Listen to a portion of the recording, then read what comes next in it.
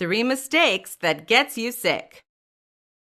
In this tutorial, I will teach you 3 mistakes that most people do which makes them sick.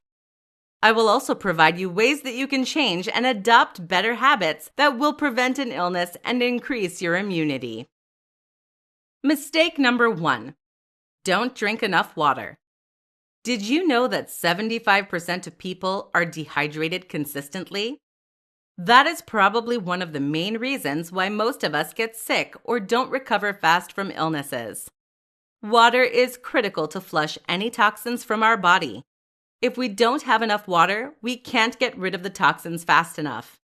Toxins can be in the form of viruses or bacteria. Drinking plenty of water can fight off infection. You can start increasing your water consumption by always having a bottle with you that you can refill. It is recommended to get around 2 to 3 liters of water per day. Mistake number 2. Don't get enough fruits and vegetables. The key to not getting sick is eating a nutrient and antioxidant-rich diet. That would mean a diet that includes vitamin E, vitamin D, and selenium. These are rarely found in processed foods unless enriched, and your body has more chances of absorbing what is needed when you eat fresh whole foods.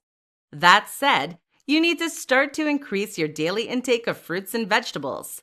Leafy greens, nuts, citrus fruits are all excellent choices of foods that are high in nutrients and antioxidants that are known to boost your immune system. Mistake number 3. Don't pay attention to sanitation. The flu season is often worsening because people don't pay attention to what they touch. We have a tendency not to wash our hands often enough. Start paying attention to hand sanitization, and at the same time, why not clean your home every week? That way, you reduce the presence of allergens, which are also connected to weakening our immune system.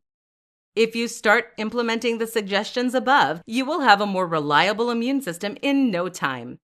Also, you're putting all the chances on your side to stay healthy, especially if you are approaching the flu season.